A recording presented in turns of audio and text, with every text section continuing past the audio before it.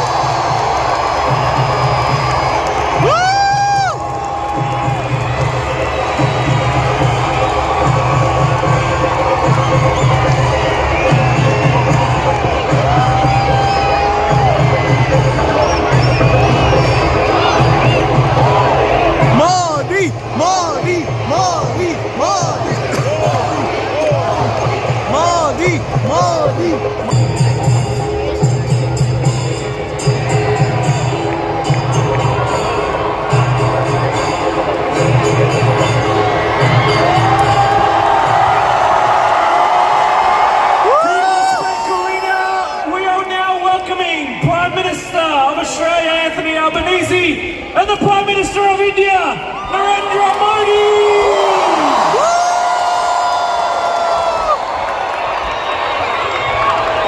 Modi! Modi! Modi! Modi! Modi! Modi!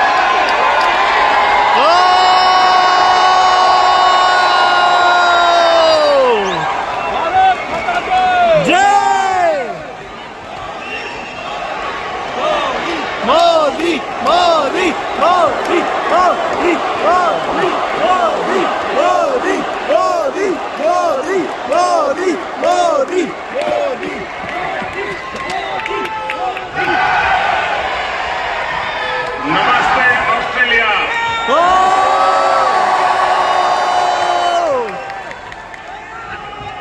Australia के प्रधानमंत्री और मेरे प्रिय मित्र हिज एक्सेलेंसी अल्बनीज़ी, ऑस्ट्रेलिया के पूर्व प्रधानमंत्री हिज एक्सेलेंसी स्कॉट मॉरिसन,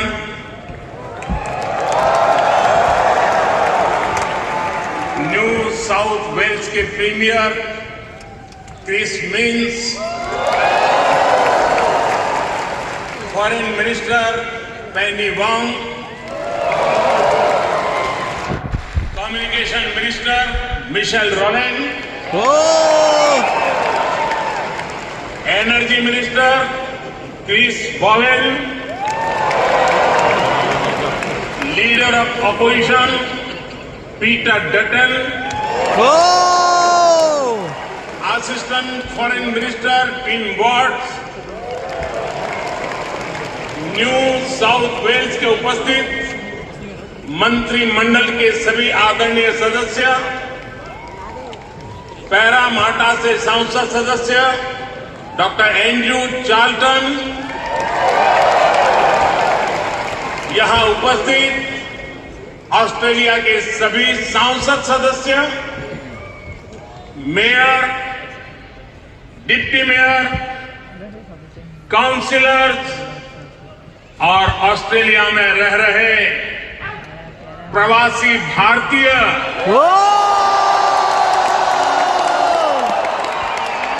इतनी विशाल संख्या में उपस्थित हुए हैं, आप सबको मेरा नमस्कार।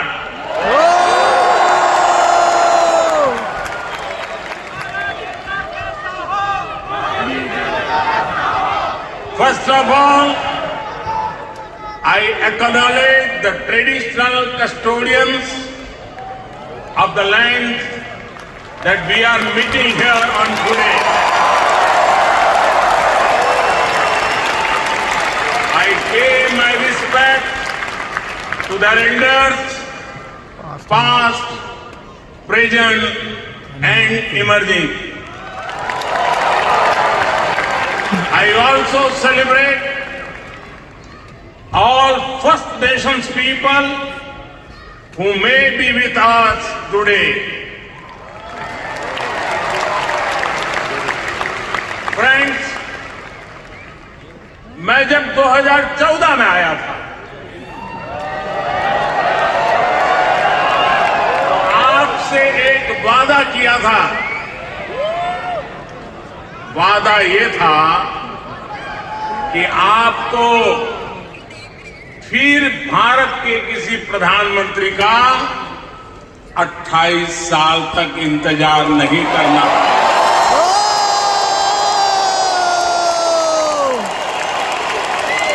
मोदी मोदी मोदी मोदी मोदी मोदी मोदी मोदी मोदी मोदी। यहां सिडनी में इस ऐना में मैं फिर हाजिर हूं और मैं अकेला नहीं आया हूं। प्रधानमंत्री अल्बेनीजी भी मेरे साथ आए। मिस्टर प्राइम मिनिस्टर, अपने बहुत व्यस्त कार्यक्रम में से हम सभी के लिए आपने समय निकाला है। ये हम भारतीयों के प्रति आपके स्नेह को दर्शाता है। आपने जो अभी कहा वो दिखाता है कि ऑस्ट्रेलिया के मन में भारत के प्रति कितना प्रेम है। इसी वर्ष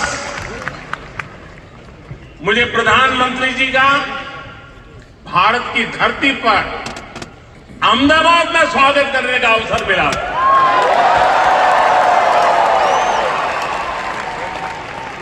आज उन्होंने यहां लिटिल इंडिया के फाउंडेशन स्टोर को अनवील करने में मेरा साथ दिया है।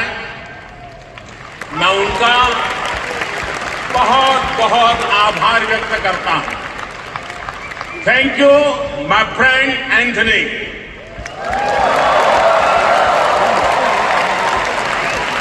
ये लिटिल इंडिया ऑस्ट्रेलिया के विकास में भारतीय समुदाय के योगदान का भी एक रिकॉग्निशन है। मैं न्यू साउथ वेल्स के प्रीमियर, पैरामाटा शहर के मेयर, डिप्टी मेयर और काउंसिलर्स को इस विशेष सम्मान के लिए धन्यवाद देना चाहता हूं। साथियों, मुझे खुशी है कि न्यू साउथ वेल्स में प्रवासी भारतीय समुदाय से कई लोग सार्वजनिक जीवन में सक्रिय भागीदारी कर रहे हैं, अपनी पहचान बना रहे हैं। वर्तमान न्यू साउथ वेल्स की सरकार में डिप्टी प्रीमियर, प्रूकार, ट्रेजरर डेनियल मुखी बड़ा कंट्रीब्यूशन कर रहे हैं। और कल ही भाई समीर पांडे और मेयर चुने गए हैं। मैं सबका अभिनंदन करता हूं, बहुत बहुत बधाई देता हूं। साथियों, आज जब पैरामाटा में यह सब हो रहा है, तभी ये जानकारी भी आई है कि पश्चिमी ऑस्ट्रेलिया के पर्थ शहर में भारतीय सैनिक नयन सिंह सैलानी के नाम पर सैलानी एवेन्यू बनाया गया। उन्होंने पहले विश्व युद्ध में ऑस्ट्रेलिया की फौज के लिए लड़ते हुए वीर गति प्राप्त की थी। इस सम्मान के लिए मैं पश्चिमी ऑस्ट्रेलिया के नेतृत्व का आदरपूर्वक अभिनंदन करता हूं। साथियों, एक समय था जब कहा जाता था कि भारत ऑस्ट्रेलिया के संबंधों को 3C डिफाइन करते हैं। कैसा पहले कहा जाता कि कौन से 3C हैं? कॉमनवेल्थ, क्रिकेट और करी।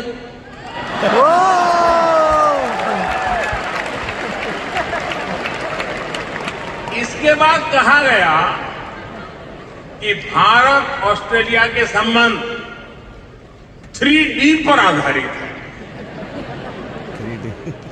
डेमोक्रेसी, डायस्पोरा और दोस्ती। कुछ लोगों ने यह भी कहा कि भारत ऑस्ट्रेलिया के संबंध 3E पर आधारित है। एनर्जी, इकोनॉमी और एजुकेशन। मैंने कभी मोदी मोदी मोदी मोदी मोदी मोदी जी नहीं, सबसे बड़ा आधार है म्यूचुअल ट्रस्ट और म्यूचुअल रिस्पेक्ट।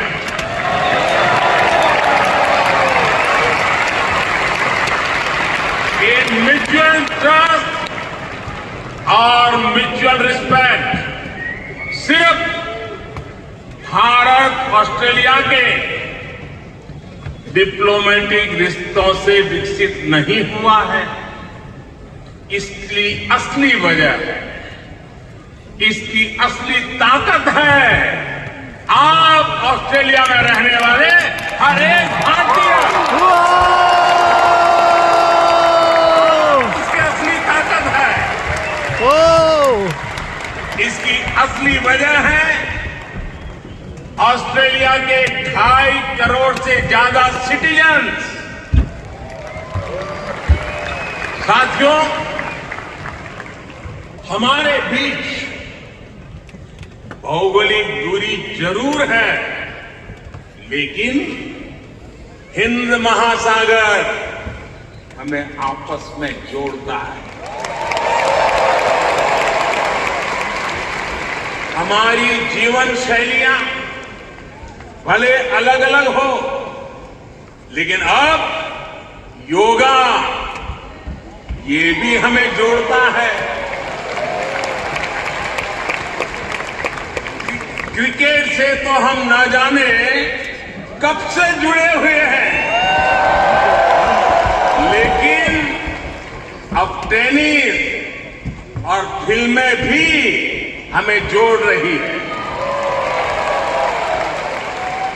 हमारे यहां खाना बनाने का तरीका भले अलग अलग है, लेकिन अब मास्टर शेफ हमें जोड़ता है।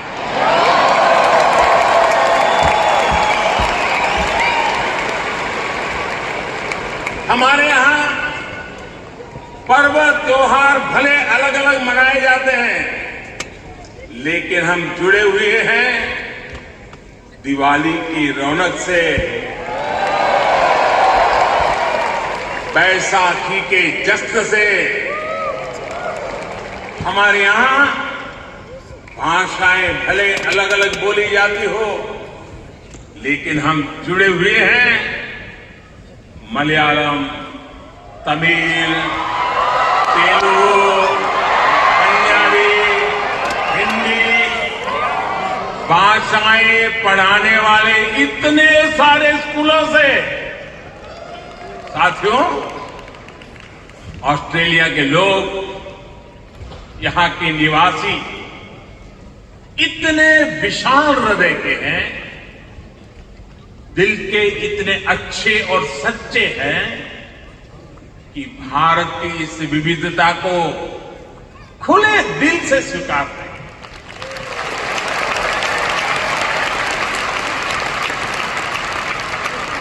और यही वजह है कि पैरा माटा स्क्वायर किसी के लिए परमात्मा चौक बन जाता है।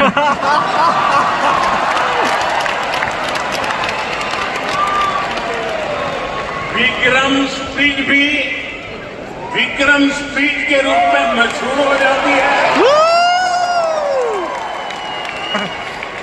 और हैरिस पार्क कई लोगों के लिए हरीश पार्क हो जाता है।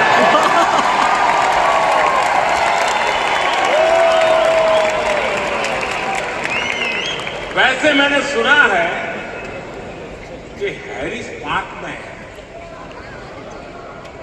चटका की चाट,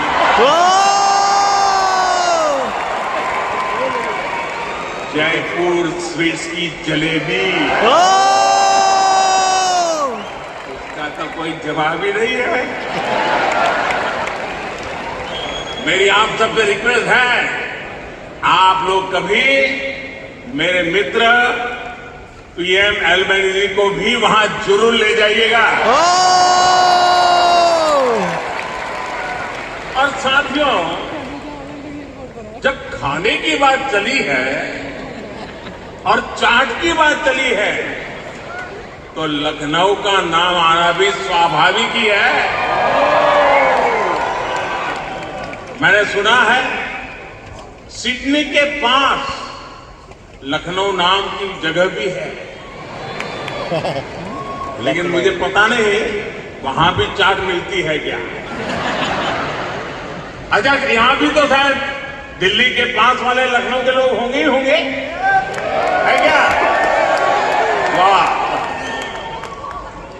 वाकई Delhi street, Bombay street, Kashmir Avenue, Malabar Avenue जैसी कितनी ही सड़कें यहां ऑस्ट्रेलिया में आपको भारत से जोड़े रखती हैं।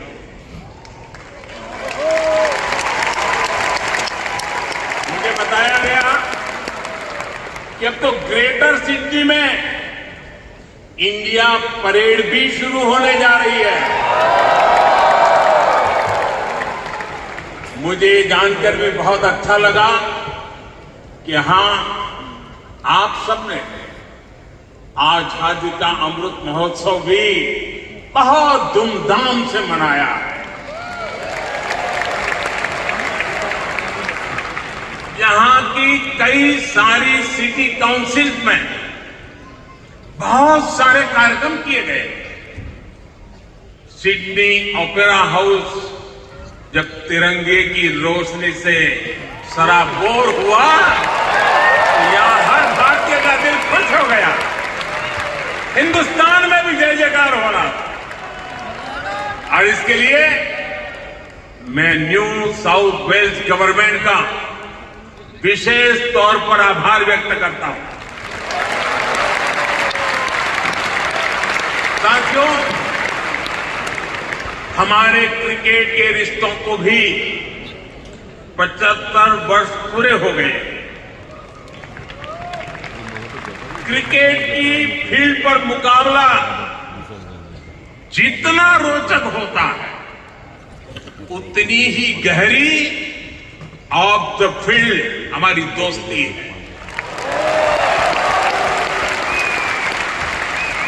इस बार तो ऑस्ट्रेलिया की अनेक विमेन क्रिकेट प्लेयर भी पहली बार भारत में आईपीएल खेलने आई थी।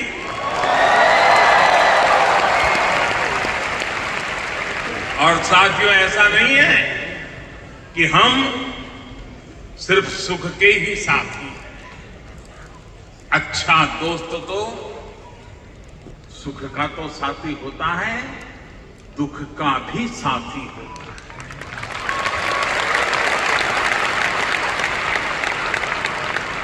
पिछले साल जब महान शेन वॉर्न का निधन हुआ तो ऑस्ट्रेलिया के साथ कोटि कोटि भारतीयों ने भी शोक मनाया।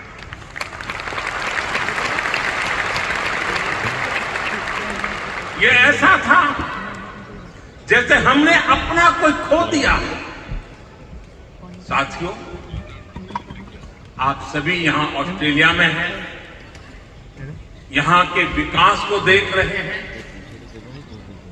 आप सभी का एक सपना रहा है कि हमारा भारत भी विकसित राष्ट्र बने।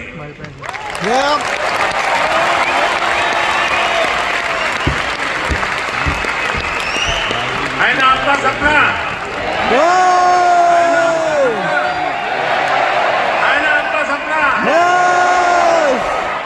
जो सपना आपके दिल में है, वो सपना मेरे दिल में है।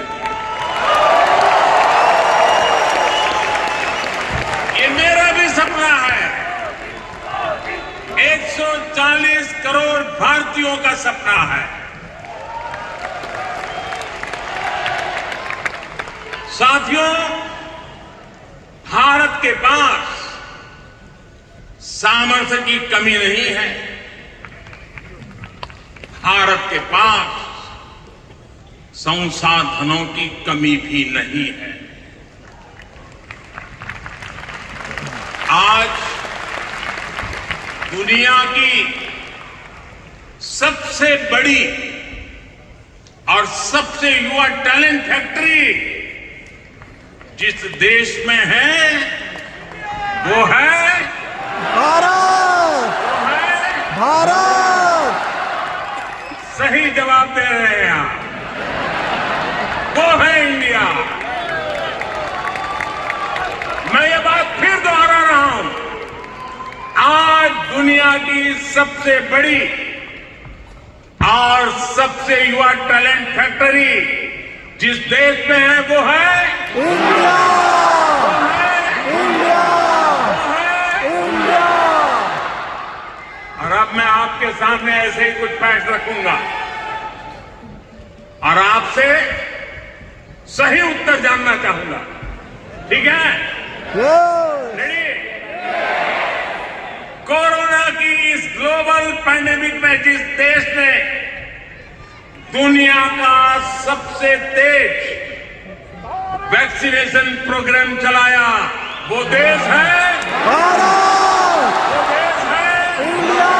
वो देश है भारत। आज जो देश दुनिया की फास्टेस्ट ग्रोइंग लार्ज इकोनॉमी है वो है इंडिया। वो है इंडिया। वो है इंडिया। आज जो देश दुनिया में नंबर 1 स्मार्टफोन डेटा कंज्यूमर है वो देश है इंडिया। वो देश है इंडिया। वो देश है इंडिया। आज जो देश फिनटेक एडॉप्शन रेट में नंबर 1 है वो देश है, इंडिया वो देश है, इंडिया वो देश है। इंडिया आज जो देश मिल्क प्रोडक्शन के मामले में दुनिया में नंबर 1 है, वो देश है, इंडिया वो देश है। इंडिया आज जो देश इंटरनेट यूजर्स की संख्या में दुनिया में नंबर 2 पर है, वो है, इंडिया वो है। इंडिया आज जो देश दुनिया का सेकंड लार्जेस्ट मोबाइल मैन्युफैक्चरर है, वो देश है, इंडिया वो देश है।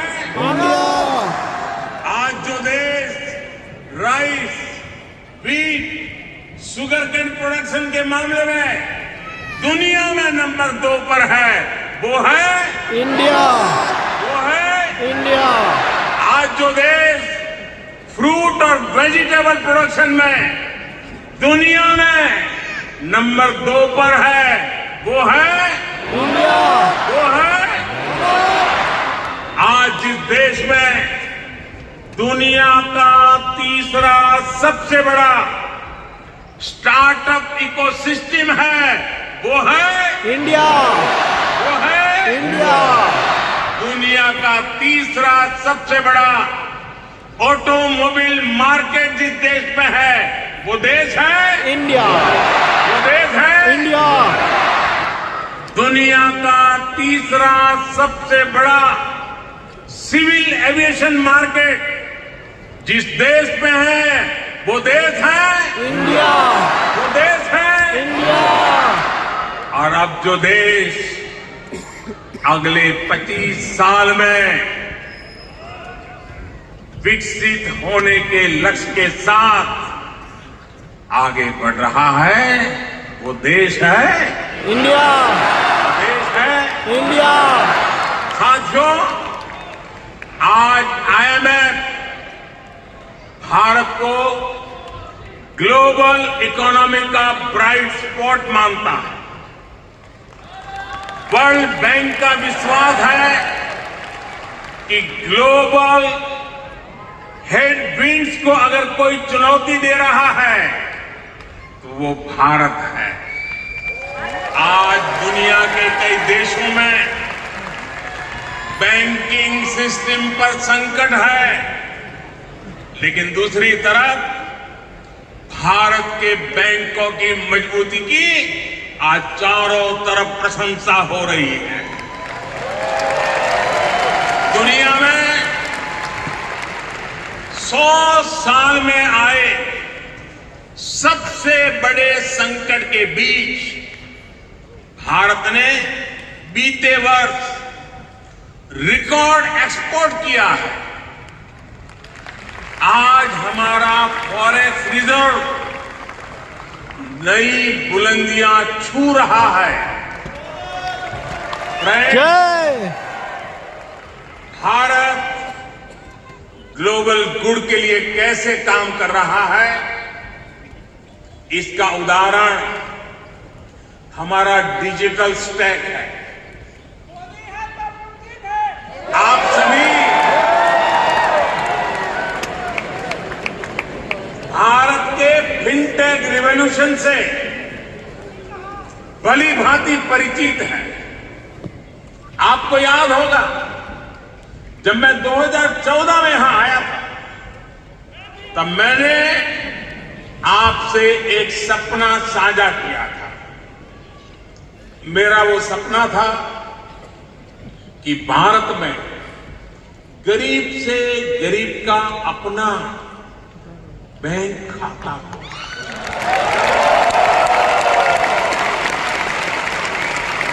आपको गर्व होगा दोस्तों, आपको गर्व होगा कि पिछले 9 वर्ष में हमने करीब 50 करोड़ भारतीयों के यानी करीब 500 मिलियन बैंक अकाउंट खोले हैं।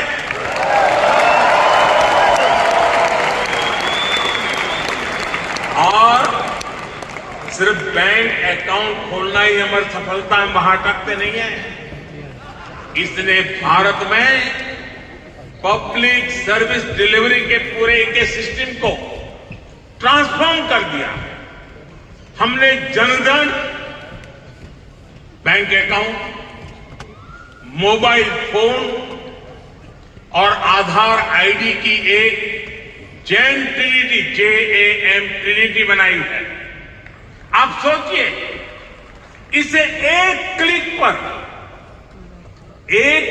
पर करोड़ों देशवासियों तक डायरेक्ट बेनिफिट ट्रांसफर DBT संभव हुआ।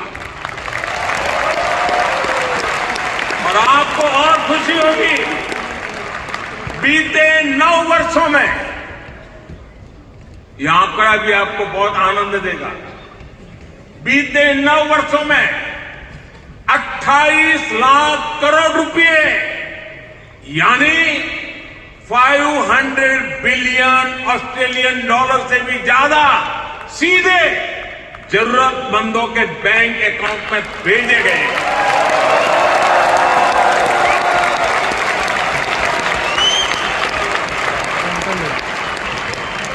कोरोना के समय में बहुत से देशों को अपने नागरिकों को पैसे भेजने में मुश्किल आई थी, लेकिन भारत उन देशों में था जो एक क्लिक पर ये काम पलकों में किया।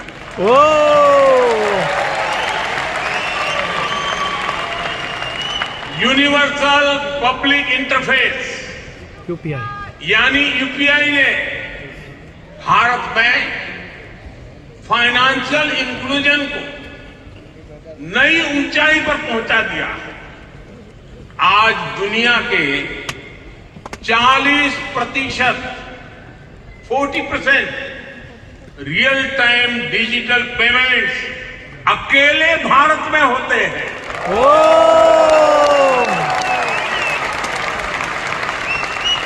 आप अभी भारत आए होंगे तो देखा होगा, आज फल सब्जी या पानीपुरी के ठेले हो या फिर चाय की दुकान, सब जगह डिजिटल ट्रांजैक्शन हो रहा है। साथियों, भारत का ये डिजिटल रिवॉल्यूशन सिर्फ फिनटेक तक सीमित नहीं है।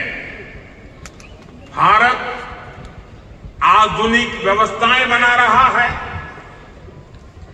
लोगों की ईज ऑफ लिविंग बढ़ा रहा है। इसका एक उदाहरण भारत का डिजी लॉकर है। इसमें ड्राइविंग लाइसेंस से लेकर डिग्री और प्रॉपर्टी के पेपर्स तक जो भी सरकार इश्यू करती है वो इस डिजिटल लॉकर में जनरेट होते हैं। करीब सैकड़ों तरह के डॉक्यूमेंट्स डिजिटल लॉकर में रिफ्लेक्ट होते हैं। आपको फिजिकल कॉपी स्टोर करने की जरूरत नहीं है, बस एक पासवर्ड काफी है। अब इससे 15 करोड़ से ज्यादा यानी 150 मिलियन से भी ज्यादा भारतीय जुड़ चुके हैं। इस तरह के कितने ही डिजिटल प्लेटफॉर्म आज हर भारतीय को पावरफुल बना रहे हैं, ताकतवर बना रहे हैं। साथियों, आज भारत के हर कदम, हर उपलब्धियों के बारे में दुनिया जानना चाहती है। आज की दुनिया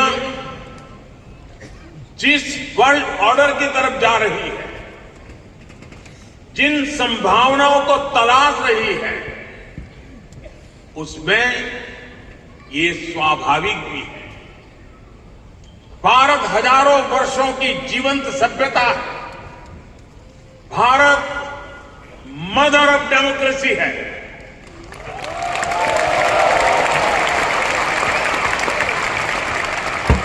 हमने समय के अनुसार खुद को ढाला है, लेकिन अपने मूल सिद्धांतों पर, फंडामेंटल्स पर हमेशा टिके रहे। हम राष्ट्र को भी एक परिवार के रूप में देखते हैं और विश्व को भी एक परिवार मानते हैं। वसुधैव कुटुंबकम। और इसलिए जब भारत अपनी G20 प्रेसिडेंसी की थीम तय करता है तो कहता है अपने आदर्शों को जीने का उसका स्वभाव देखिए। G20 प्रेसिडेंसी में भारत कहता है one earth, one family, one future.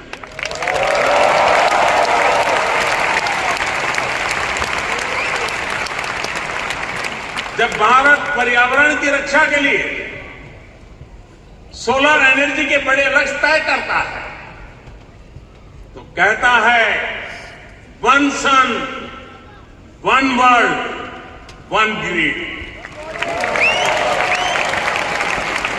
जब भारत वैश्विक समुदाय के स्वस्थ रहने की कामना करता है तो कहता है one earth, one health. Bharat वो देश है जिसने कोरोना के संकट में दुनिया के 150 से ज्यादा देशों को उस संकट की घड़ी में दवाइयां भेजी। भारत वो देश है जिसने 100 से अधिक देशों को मुफ्त वैक्सीन भेजकर करोड़ों करोड़ों लोगों का जीवन बचाया। कोरोना के समय में आपने भी यहां जिस सेवा भावना से काम किया वही हमारी संस्कृति की विशेषता है।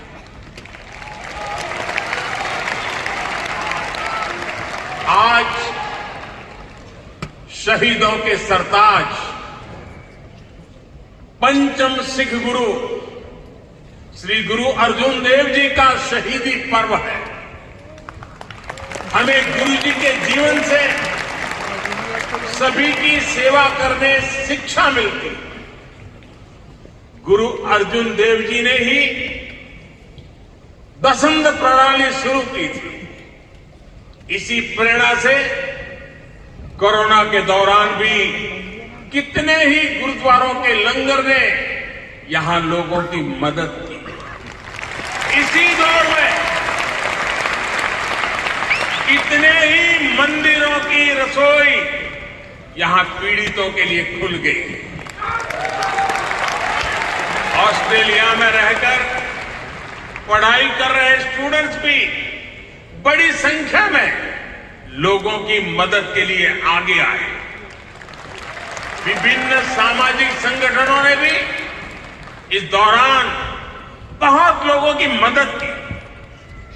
भारतीय कहीं भी रहे, एक मानवीय भाव उनमें समाहित रहता है। साथियों, मानवता के हित में ऐसे ही कार्यों के कारण आज भारत को फोर्स ऑफ ग्लोबल गुड कहा जा रहा है। जहां कहीं भी कोई आपदा होती है, भारत मदद के लिए तैयार मिलता है। जब भी कोई संकट आता है, भारत समाधान के लिए तत्पर रहता है।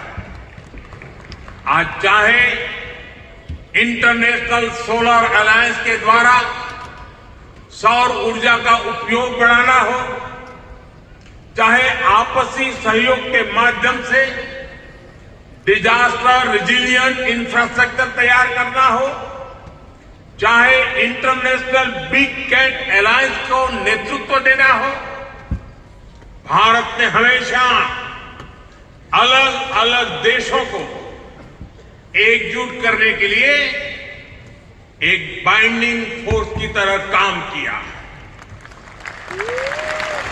अभी अभी जब तुर्की में भूकंप ने तबाही मचाई, तब भारत ने ऑपरेशन दोस्त के द्वारा मदद का हाथ बढ़ाया। भारत अपने हितों को सबके हितों से जोड़कर देखता है। सबका साथ, सबका विकास, सबका सबका विश्वास। विश्वास और सबका प्रयास, ये हमारी डोमेस्टिक गवर्नेंस का भी आधार है और ग्लोबल गवर्नेंस के लिए भी यही विजन है।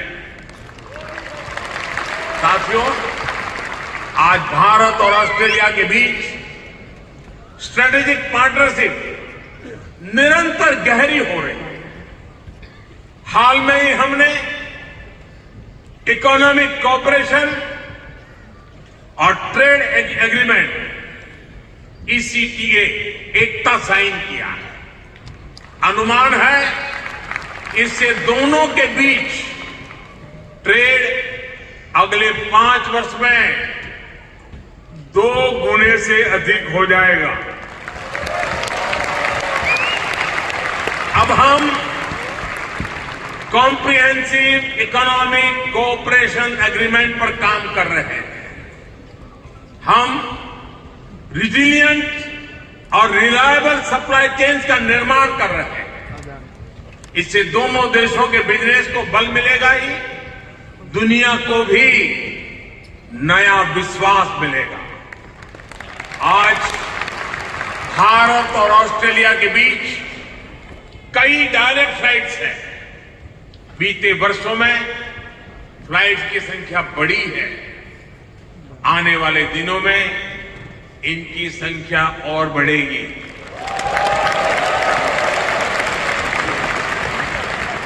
एक दूसरे की डिग्रियों को मान्यता देने को लेकर भी दोनों देश आगे बढ़े हैं और इससे हमारे स्टूडेंट्स को बहुत लाभ होगा। Migration and mobility partnership agreement पर भी सहमति बनी है। इससे हमारे स्किल्ड प्रोफेशनल्स के लिए ऑस्ट्रेलिया आना और यहां काम करना आसान होगा। और साथियों, आज जब मैं आपके बीच आया हूं तो एक घोषणा भी करने जा रहा हूं।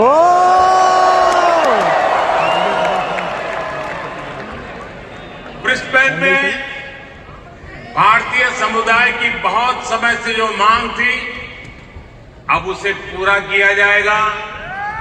जल्द ही ब्रिस्बेन में भारत का एक नया काउंसलेट खोला जाएगा।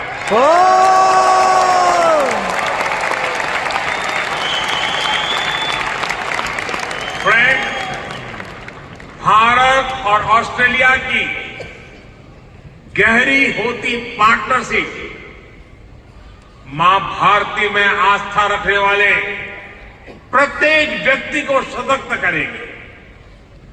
आपके पास टैलेंट है, अपनी स्किल की ताकत है और साथ ही अपने कल्चरल वैल्यूज भी हैं। ये वैल्यूज आपको ऑस्ट्रेलिया के लोगों के साथ घुल मिलकर रहने में बड़ी भूमिका निभाते हैं। मैं कल ही पापुआ न्यू गिनी से आया। वहां मैंने स्थानीय भाषा में तमिल साहित्य तिरुकुरल के अनुवाद का लोकार्पण किया। यह अनुवाद वहां भारतीय मूल के एक स्थानीय गवर्नर ने किया। एक जीता जागता उदाहरण है कि कैसे हम विदेश में रहते हुए भी अपनी जड़ों पर गर्व करते रहे, जड़ों से जुड़े रहे। आप भी यहां ऑस्ट्रेलिया में भारतीय संस्कृति की खुशबू फैला रहे हैं। आप ऑस्ट्रेलिया में भारत के कल्चरल एम्बेसडर हैं, भारत के ब्रांड एम्बेसडर्स हैं। साथियों, मैं मेरी बात समाप्त करने से पहले आपसे कुछ मांगना चाहता हूं। ओ देंगे? आवाज जरा धीमी हो गई। ओ देंगे? Yes promise? मैं आपसे ये मांग रहा हूं और आपसे आग्रह करूंगा कि आप जब भी भारत आए, अपने साथ कोई न कोई ऑस्ट्रेलियाई मित्र और उनके परिवार को भी साथ लेकर जाए।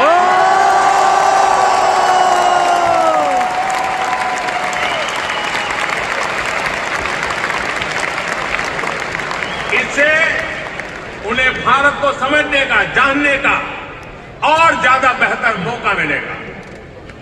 आप इतनी बड़ी तादाद में आए, लंबे अरसे के बाद आपको मिलने का मौका मिला। आप सब बहुत स्वस्थ रहिए, खुश रहिए, आनंद से रहिए। एक बार फिर से आप सभी का बहुत बहुत धन्यवाद। मोदी मोदी मोदी माता की जय भारत माता की जय भारत माता की जय ओ मोदी मोदी मोदी